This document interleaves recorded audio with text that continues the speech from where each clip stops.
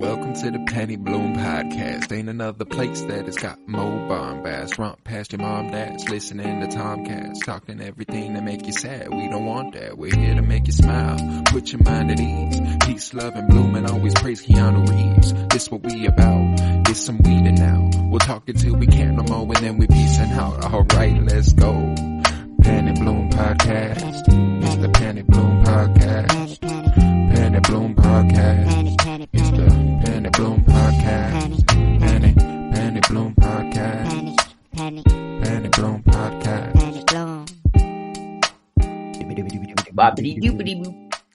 Hello, everybody, and welcome into the Penny Bloom Podcast, and you are back for the comic book journey through film. I am Colton Robertson, and I'm joined by Joseph George. What's up, homie? Oh, what up, what up? Always a pleasure to be here. Oh, and it is always a pleasure to have you. Today we are talking a film. It is Blade 2, released on March 22nd, 2002, written by David S. Goyer and directed by the great Guillermo del Toro, which is one of the things that makes this movie a bit disappointing. Yeah, I don't know. It's just kind of, It's a bit nothing. it's a movie. And it feels like a really long YouTube video. Like in today's standards, honestly. Like, there are some parts that are definitely like, okay, this is only going to happen in a movie. But like, I don't know, the action was cool. That's probably about like the only thing whenever like it's just high action just to distract you from everything action. else. They did a good job. I have no doubts that they pulled off exactly what they wanted to pull off. I just don't think they set their goal very high. Yeah. I think it was very simple. The plot is paper thin. It's kind of just a weak storyline so that they can incorporate some really awesome visual effects, which were very well done. Like the whole chin flap opening up and like that stuff was pretty incredibly well actually done. Fair. What year are we in? This is like what, 02. 2002? Man, okay. Fun fact about this movie, it is the first year, 2002, that we have multiple superhero movies, as Spider-Man next week is also 2002. And from here on in, we will never have less than 2 superhero movies in a year. Every single year from here on in skyrocket. Yeah, that's gonna, I don't know. Does the average get to like 3 a year eventually? Oh yeah, or like more? I think there are only a few more years with 2. I think 2006, 2002 or 2010, and 2020. And 2020 for some obvious reasons. Fair enough. This movie came out literally on my birthday, my second birthday, March 21st. I guess if the Excel sheet is correct. I don't know if look at that. if IMDb has it as March 22nd, but if they did the whole midnight showings, they had the whole midnight showings. It was probably showing on March 21st. It's probably showing on March 21st. You can go with that logic, but maybe that's why I just put it as my. Maybe I saw March 22nd. I'm like, I'll just fuck it. Yeah, no, I feel you.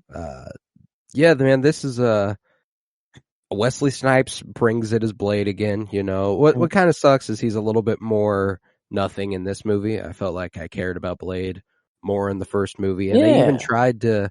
There are a couple scenes where they try to give him a little bit more of an emotional heart by having to come back and bring back fucking Whistler, who how like that was so clearly everyone wants Chris Christopherson back.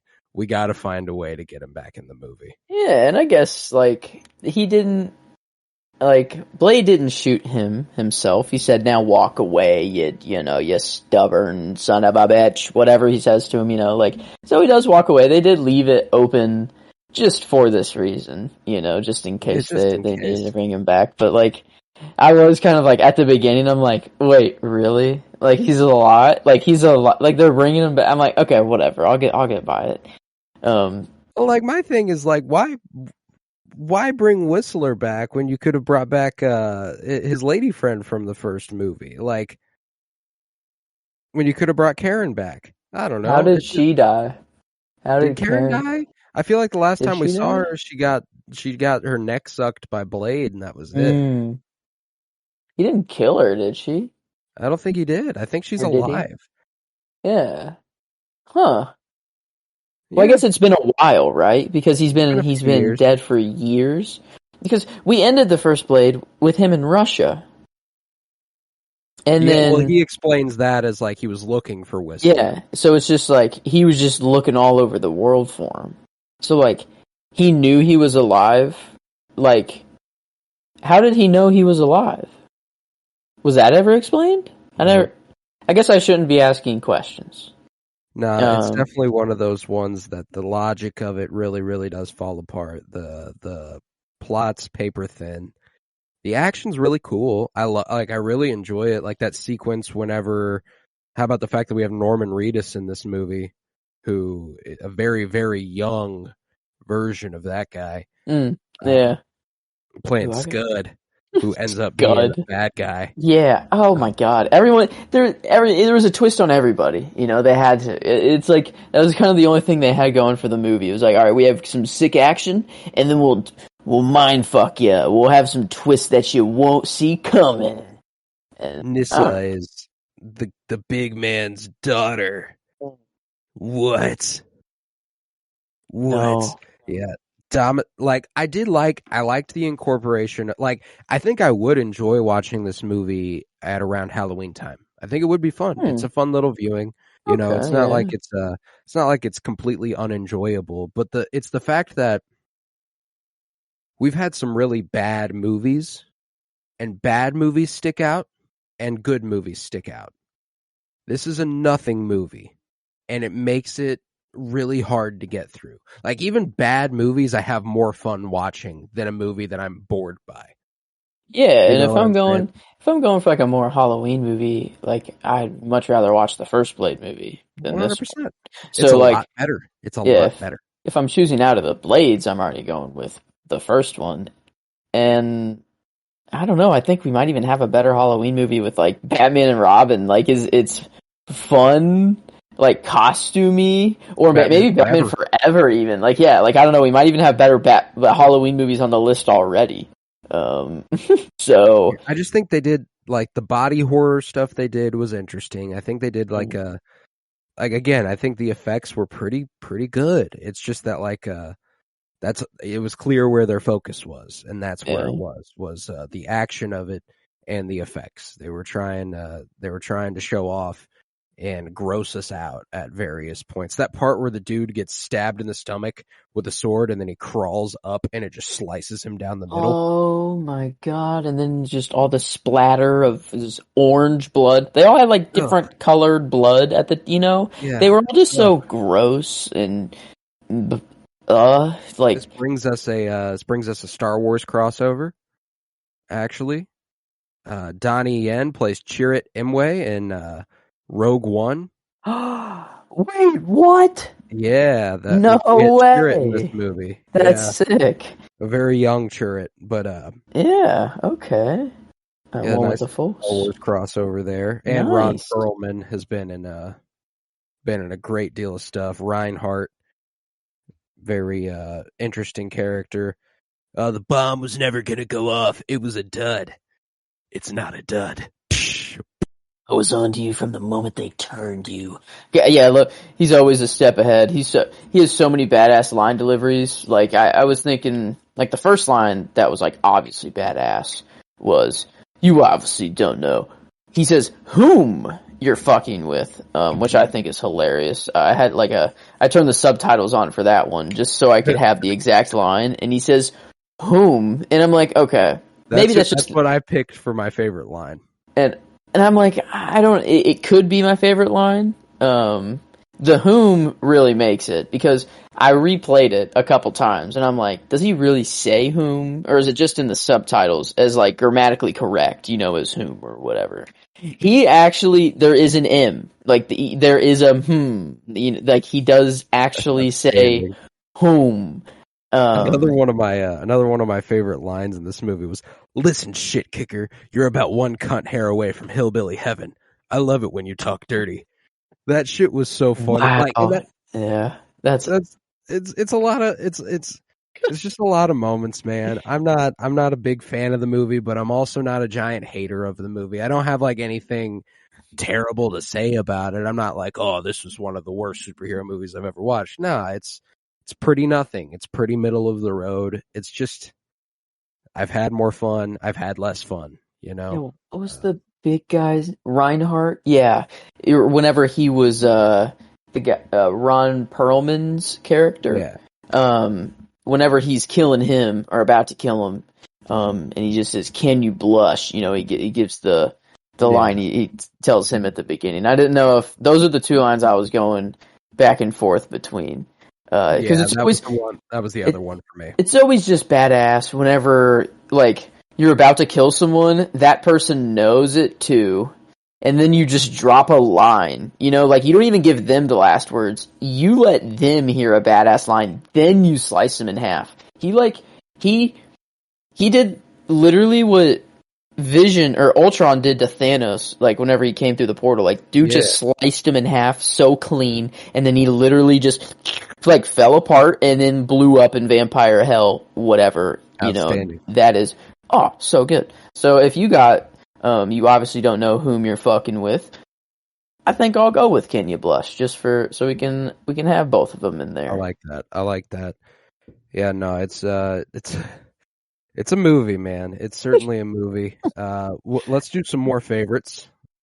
More favorites. Favorite lines there. How about a favorite scene? Okay. I was going back and forth here. But Blade versus Nomak, like whenever they're at like that fight at the end, whenever he comes in, he's at, Nomak's already killed his dad. And then he's coming over, sucking on Nisa's neck and, turning her. And then Blade comes in. He's like, no, Mac, it's time. Now we fight. And does the most badass triple flip, front flip, sword stab. Just stabs him through the, chest first. And then it's like, yeah, that's nothing. Whatever. I'll just rip that out of me. The way he finds the angle later in that scene that they allude to it later. And all because they stopped and examined the body first. It was actually they figured that out. That was part of the body horror stuff that I was like, God damn, they were really going for the disgusting shit. Whoa. Yeah, the time where they had like the rib cage, like, and they just like, all right, here's the rib cage and it's off, and then now here's the inside of the body. It's like, oh, we're like dice. We are going full, like, holy shit. Yeah, I think that fight was actually it was really cool. It was like the ultimate, part like point in the movie. This movie is fundamentally the opposite from what I've had a problem with every other superhero movie we've covered, where the whole movie is boring as fuck and I'm not in it, and then the last act actually brings me in, which is it's the opposite of what it usually does for me. And I'm not saying it was like a perfect last act or anything. It was just more entertaining, more super heroic, like was better than the first one. The last act here. That's for sure. They definitely improved, and it wasn't, we didn't get a crazy vampire ritual, whatever the heck you want to call that. But like, we got the same stuff though. We still got like a mother-father, conflict. We got a crazy fight, sword fight. Not as sword fighty, but like, we got all the fights. We got all the aspects of the first ending, but not with the crazy off the wall like this. I mean, that's the thing, is the plot itself is just kind of like a little disappointing. Like, I don't know. I don't know what I'd rather want, but it was just like, oh, there's this new evolved vampire, and if we let him go crazy enough, it's going to kill all of us and all of humans, so we need to take him out now. And it's like, okay, I think it's a cool concept, but like... Yeah, I think the problem is that our main character doesn't go on any sort of journey. Yeah, he's just he's just a hired weapon. Yeah. And manipulated at that, but he knows he is. Like, that's the thing, is that it's like, he's a hired weapon knowing that it's a trap from the start. And it's like, okay. Like, I honestly thought that he was going to take all of them out so easily, and then like the rest of the movie would start. But then that was just the whole movie, was taking them all out, and then he didn't. I guess all of them are dead. And like all the logic holes in the movie are really hard to get past too, because he's like, looks like this guy's doing me a favor. What the fuck do you mean by that, dude? He's turning everybody into a worse version of a vampire. Yeah, I guess you got to take him out too. Like that's. Or did he say that whenever? Because it was whenever they were first explaining. He's like, they feed on vampires and blah blah blah, and because. I think at that time he's like, oh yeah, he's doing me a favor. But then they're like, no. But that's the thing, is that the victims turn as well. And then he was like, he's like, oh shit. I think maybe that was it. But because I think he thought that the victims would die. So he was basically like just a super strong vampire that was going around killing vampires as well. So he was like, yeah, I'm not gonna intervene then. Like, cool, I might team up with this guy, but then it's like, oh shit, it's actually going to kill the Earth. Yeah, that shit. It's just not a strong plot to build upon, I don't think, especially when our main character obviously does have a stake because he's protecting everybody. But it's like that's the strength of the first one, is that it's much more personal. It's like the villain is antagonizing him specifically.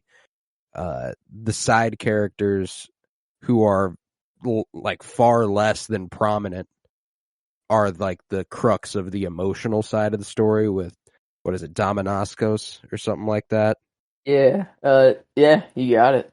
Thomas Kretschmann.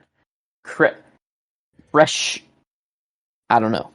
All right. That's tough. Kretschmann. Mann. Yeah, I'm going Kretschmann. Kretschmann. That sounds right.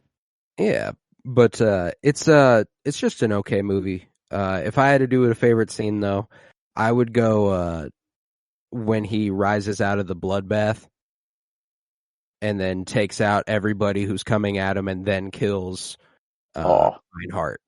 Him coming out of the bloodbath was sick. Yeah. It was the first time I felt like it was a superhero movie. It felt like the first time he was doing some superhero ass shit. He was on the verge of death, and then he dives in, and he's healed. He just goes ahead and bitches everyone. Like, that was some super cool shit. You ready for this crossover? Yeah. The guy who plays Dominos,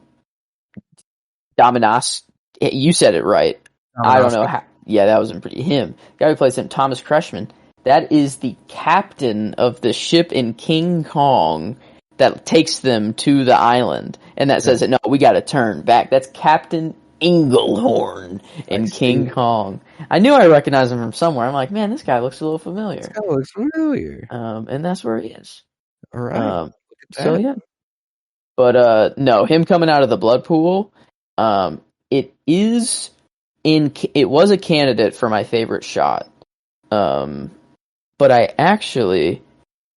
think I have to go with the sunglasses catch, because I was watching the whole movie. That was my favorite shot last movie. I thought it was just so corny, but so badass, and just, it was so awesome. I loved it. And I was waiting the whole time. I'm like, man, if they do it, I have no choice. You know, I'm like, if they do it, it has to be my favorite shot. And I'm waiting, and I'm watching, I'm like, man, they're really not going to do it. I'm like, this is like the end of the movie. Yeah. I'm like, man, this is like the end of the movie. Like, they're not even going to do it. And then, hey, kid. And I'm like, I was like, yeah. It was like the only actually part of the movie where I actually had some emotion, and I was very excited for the callback. Yeah. So I'll go. Give a fuck the entire movie, man. It was so like, this is so far like I said, it's more fun to watch a truly bad movie. Like this movie, like it's not good by any means, but it's not Supergirl. You know, like it's not like it's bad. Yeah. It's like it has the potential. That's the thing. Is like if they actually have the basis for a somewhat good movie, because it has the aspects of like a movie like Suicide Squad, where it's just a team that doesn't really want to work together, but they have to come together to fight, like an even worse, a worser evil, which was interesting. It was kind of a cool aspect of they were training for 2 years to kill him. That was the whole training, which is like, and that was a cool scene actually. The first Can You Blush? Whenever he just comes back and he's like, all right, kill me. You want? He puts that thing right over his heart. He's like, all right, do it. Oh, you need motive? Slap. You need more? Punch. Like flip it. Like outstanding. I think he did a really good job of maintaining Blade's personality. That part of the beginning where he hijacks the bike from the dude, gets him off, and then stops it before it can hit his car, and then he blows it a little kiss. Like, he does, like, that's the thing, is that you're not going to go wrong with Wesley Snipes as Blade. He's fantastic in the role. He's maintained such a perfect personality for the character. It's just that I wish it was a little bit more personal for him. It's just, he seems like it's a little one-dimensional in this movie, and that's okay. Like, the reason the last act of this movie is the best is because it's when he shows the most heart. Like, when he does, this is my favorite shot, when he takes Nyssa out to the sunrise, and she fades away, and he's holding her in his arms. And then they show just like him from the back, his silhouette by the sunrise, and the sparks flying away. Absolutely love that. It was super fucking cool, and it was the most heartfelt this movie got. And it fell flat because you just, like, I didn't give a shit about Nyssa. They didn't do anything to make me care about Nyssa. But it was still the attempt, and I appreciated the attempt. They hadn't even come close to making the attempt up to that point in the movie. Yeah, like I wasn't gonna cry, there. Like I didn't come close to being like, oh, like I don't know, like I'm gonna tear up. No, I didn't really care, but it was kind of like they didn't kiss. So yeah, it was just kind of like a nice, like, you know what? I know I'm gonna die. I know my fate. Just take me up. I want to see the sun. It was like, it was cute enough for the movie. So and that was cool. Like, if you are a vampire and you're a true born vampire, as she says, she's never seen the sun. You're about to die. Hell yeah. Take me to see the sun. Like, I think that was a cool idea. Yeah, because whenever Nomak died, whenever he got stabbed in the heart, he actually had like a pretty clean death. Like, over everyone else that got like exposed to the UV light and exploded in violent pain. Like, that looked terrible. But Nomak was kind of like, ooh, it hurts no more. And then he kills himself, really. He like kind of like does the final blow, and then he kind of just slowly fades out. Yo, that fade, it was the other consideration for the shot for me. That actually was nice. Awesome. Yeah, that actually was really nice. And again, I say the end of this movie is strong. It's far and away the strongest part of this movie. It's just that, like, it doesn't make up for how dull it was the rest of the time. Yeah, man, that is really sad. Because if they just kept that the whole time, it would have been, like, actually good.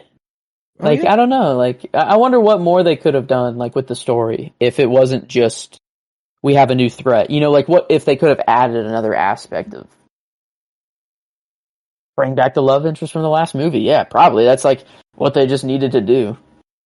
I don't know, instead. And give him someone to protect personally, like... Or maybe, like... change Whistler's story up, because Whistler, he was so confusing the whole movie. Like, I'm kind of like, what side is Whistler on? I'm like, the point of all that, because it doesn't come to any head. Like, nothing. It's all just, I don't know. And I don't, like, maybe if they just had the, Blade was like, I was lost those years without you.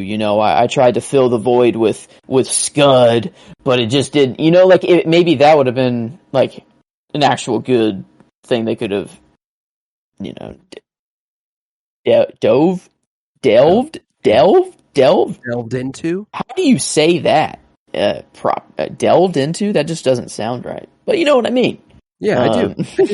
Fuck it. No, I won't yeah, try to I say it agree. right. There's just an emotional heart missing in this movie, and it tries to gain it at the end, but it's trying to do too much heavy lifting, and it just doesn't succeed. Yeah. I think we can both safely say that best performance and character again probably goes to Wesley Snipes' Blade. Yeah, and that's the sad thing is that like it's undoubtedly him.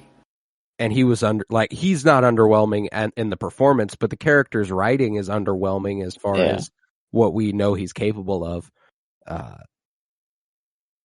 It's just an underwhelming movie, especially coming off a first one that was really exciting. Like the first one was nice and fresh compared to a lot of the other movies we'd watch on this list. And this is certainly unlike anything we've seen so far, but it's just not in the best way. No. Yeah, I don't know. It was just was cool during the action, but man, yeah, during every other part, it was just kind of like, all right, let's kind of I'm just watching the events unfold here. And I kind of just want to get through it. But I don't know, the end, I will give the end to them. It was definitely the best part of the movie. And they did well, with the third act that they didn't really execute well before. So at least they improved on the previous movie in that aspect. But man, I don't think it's going to get a single rating higher in any category than the first one. Actually, no way. And I think we dive right into that part of the episode just because there's just not a lot to say about this one.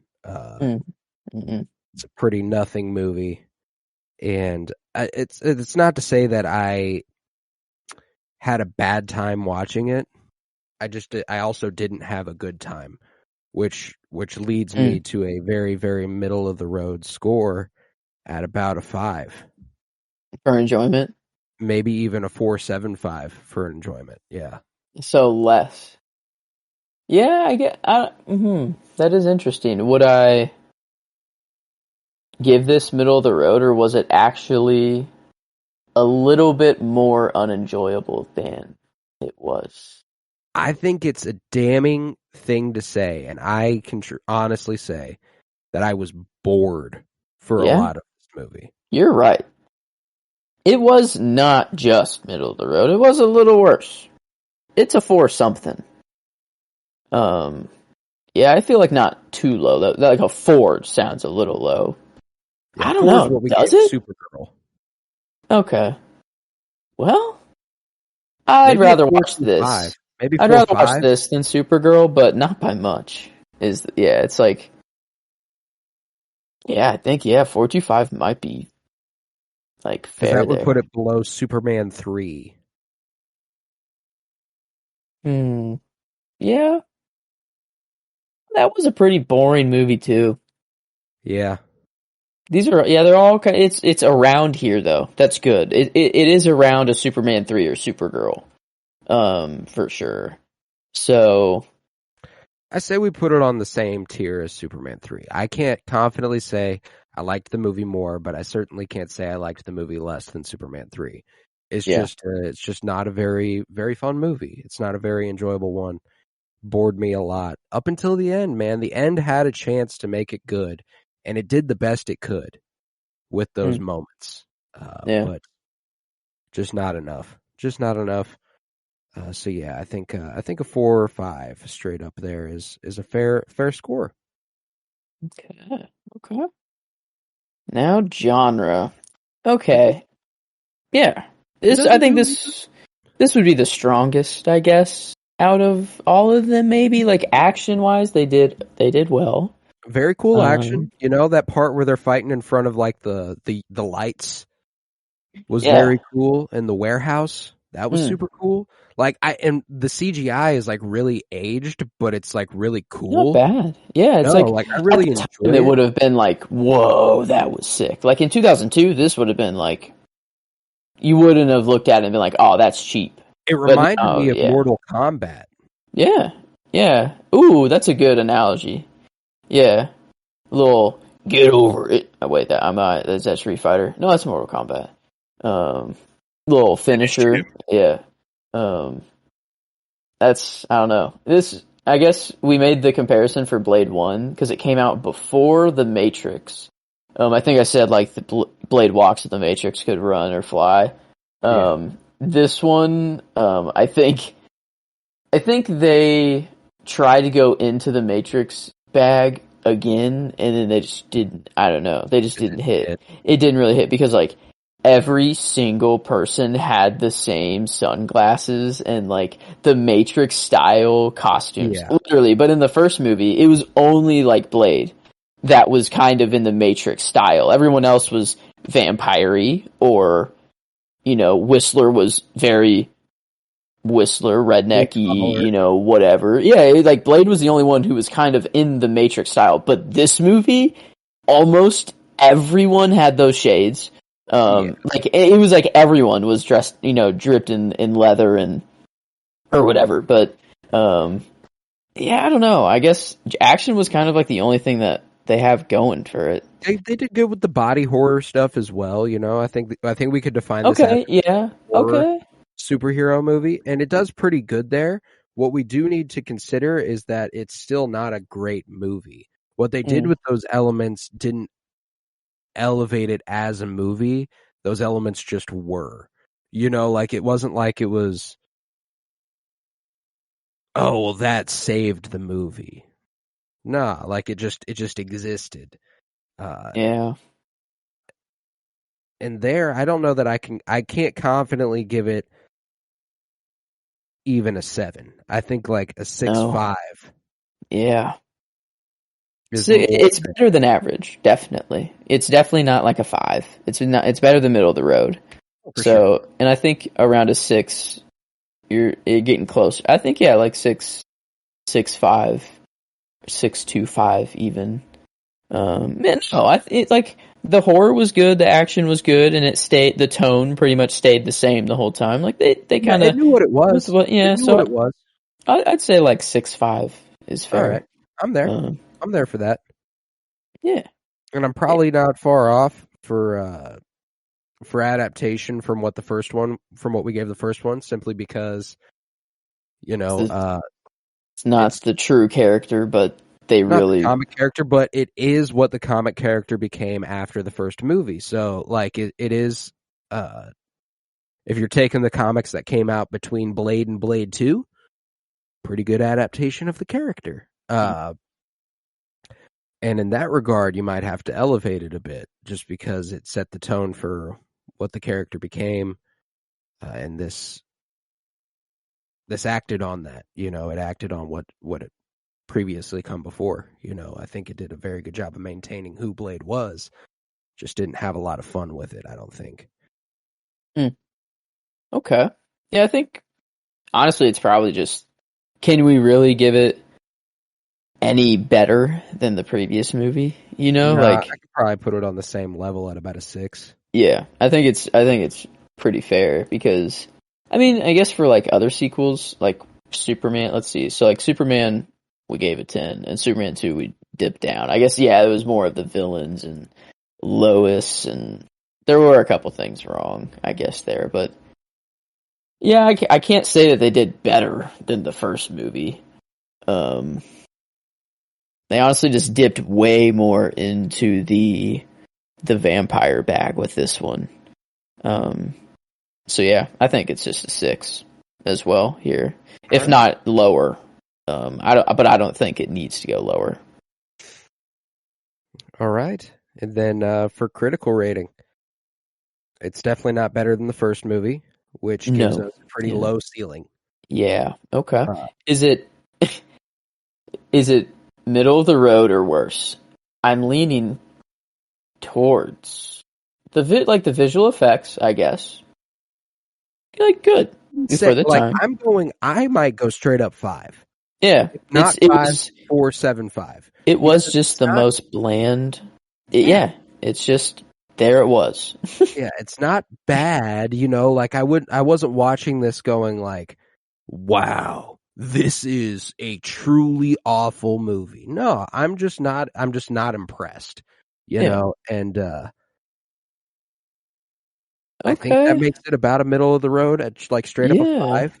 It makes it a 5-5 overall, which puts it at fourth to last. The only movies that it is above is Batman 1966 at a 5.25, Superman 3, and Supergirl overall. So I think I stand pretty firmly by it. That's fair. Yeah. I think I like that. So okay. Yeah, fourth to last. That sounds right. Because I'm probably watching Howard the Duck and Batman and I think I would go to Howard the Duck first. Speaking of, this is our 15th movie of the project so far. I'm thinking we do a ranking of everything up to this point. And then after this, every 5 we update that ranking. So at the 20th movie, we'll update it. At the 25th, we'll update it. Or at least we'll talk about it on the air, our updates. But yeah, so with this being our 15th movie, we're going to give you our top 15 as it stands with these movies and how they are ranked one after the other. And I'm thinking we do like 3 at a time. I'll give you my 15 through 13. You give me your 15 through 13. I think it would be easiest to start at the bottom. Yeah. The bottom here. And this one, for me, I'm going on a personal enjoyment sort of thing. It's a little bit of all things considered. It's just, how I personally feel about the movies, whether it be critically or enjoyment. It's kind of all things considered. So, 15, I got Supergirl. That's my straight up 15th out of 15 right now. 14th, Superman 3.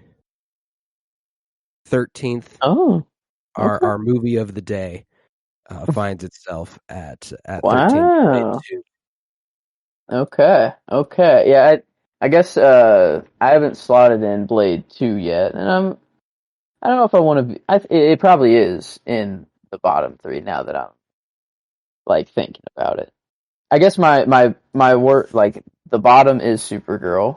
It is my 15 for sure. But it is kind of tough to pick like the next worst movie for me here. I think, I don't know, it might actually be Blade 2. Yeah, I don't know. That's the thing. Every other movie I at least came away like Supergirl. I was like, okay, that was a bad movie, and it was like kind of unenjoyable. So like, I wouldn't want to really go back to that. Blade 2 is like, now it's just kind of like, man, that was middle of the road. I still wouldn't come back to it though. Right. And then now it's just all of the rest of the movies I feel that I actually do enjoy somewhat still. And maybe I can recognize the bad parts of them, but actually still like them. But yeah, I think it's Superman 3. It has to be. At 14? Yeah, those are just the bottom 3 movies, I feel. But I think Blade 2 actually comes below Superman 3 for me, though. All right. So you would have Blade 2 at 14, Superman 3 at 13? Yes, indeed. All right. Then give me your 12, 11, 10. Okay. And now we get into probably... Howard the Duck was just... It is fun, but I am not going to watch Howard the Duck over any of the Batman movies, or the first Blade, or the X-Men, especially the Superman movies that are left even still. So I think Howard the Duck is going to be at 12 for me. And then now, I don't know. I liked Batman 1966. But it can only go so far for me. Yeah. I don't think I'm actually going to come back to that a whole lot. So that'll be my 11. And then I think I'll put, honestly, this might be where Superman 4. No, probably it's Batman. Ew, which Batman is worse? That's a fun one. I'll probably go Batman and Robin. Yeah, it is more fun, but like George Clooney, right? That's Batman and Robin, right? I don't want to get mixed up. Yes. I don't know. I just can't do him as bad. Like I just can't do him as Batman or Bruce Wayne. Like, I don't know. Some people are like, he's a good Bruce Wayne because, you know, he's the playboy thing. I don't know. That's George Clooney. He's supposed to be robbing banks, and I don't know. I just do other George Clooney things, like not be Batman. And then Robin is a fucking 80-year-old man, and like they stuck with it. You know, that's the thing with that movie. They brought that Robin back. They were like, yes, we do like Robin being older. We want that Robin again in this movie. Right. So yeah, I think for that, I'll put Batman and Robin at 10. All right. So your 12, 11, 10 were Howard the Duck, Batman 66, Batman and Robin. Yes. All right. My 12 is Batman 66. My 11 is Howard the Duck. Okay. And my 10 is Superman 4, Quest for Peace. Okay. Yeah. We were very close to having the same slate of 3 there. You were close. Yeah. Dropping. And I'm gonna continue my list here for my 9, 8, 7. My 9 is where I have Batman and Robin. So like it was right there between those two. My 8 is where I have the first Blade. And 7 is where I have Batman 89. Okie dokie. Well, our 8 and 7 are the same. It's just my 9 is where I have Superman 4, The Quest for Peace, and then 8 I also have Blade, and 7 I have Batman 89. So that's pretty easy there. Yeah, I mean, because I feel like every movie now is like a somewhat decent, like these are like the good covers of the heroes here. I'm beginning to like these movies now. Let's take it one at a time from here on out. I'll go with my 6. My 6 is Superman 2. Yeah, and that's mine as well. Right. What's your 5? It is pretty Ooh, okay. I think I do like it better. I do. Do I?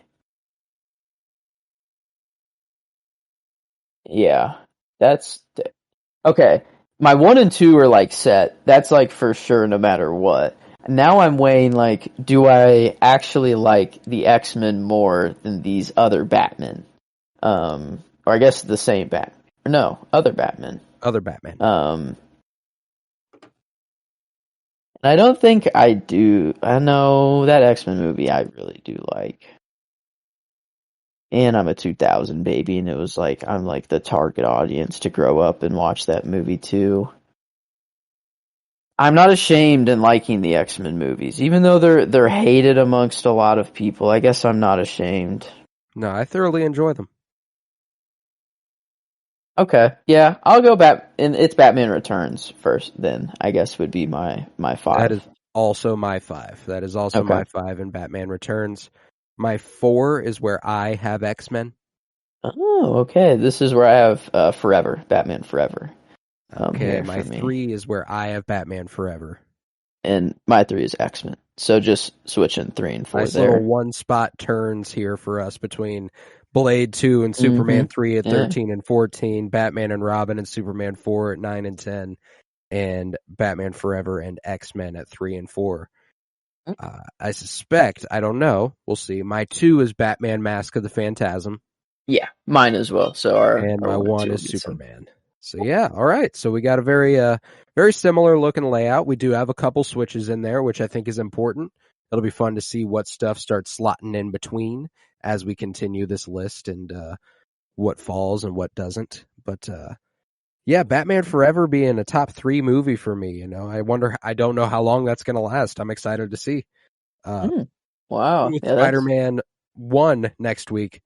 Probably that's gonna change. That's gonna shake the top 3, I'd say. Probably won't last long. Yep. Okay. That I don't know. Now we're gonna start getting. Well, we get into some good ones, but then I'd say we got some bad movies coming up. We do. We'll get there for the next few weeks, man. I'm excited. There. We got a lot of good stuff on the slate. Trash and gold. We got a little bit of everything. Next week we're being joined by Michael Muehlberger once again for Spider-Man 2002. The week after that, we're talking Daredevil 2003 with Ben Affleck in the titular role to wrap up the month of April. After that, we're returning to the X-Men franchise with X2. And the week after that, we're doing Hulk with Eric Bana. Yeah. So we got a lot to look forward to. It's a lot of ups and downs. And we'll see, a few of those movies I haven't revisited in years. Maybe I end up smiling on them a little bit more than I do in my mind as it stands. But with that, I think we will conclude this episode of the Penny Bloom podcast. I was Colton Robertson, and I was joined by Joseph George. Thank you very much, homie. Oh, thank you for having me. It's always a pleasure to be here. Oh, and it's always a pleasure to have you. And remember to head to patreon.com/PennyBloomPod, where you'll find over 50 hours of exclusive content. For $3 a month, you can financially support this podcast, which is huge. It costs me money, and I don't make any off of it. If you would, head to Twitter, follow at PennyBloomPod, follow on Instagram at PennyBloomPodcast. Remember, peace, love, and bloom. And you obviously do not know whom you are fucking with.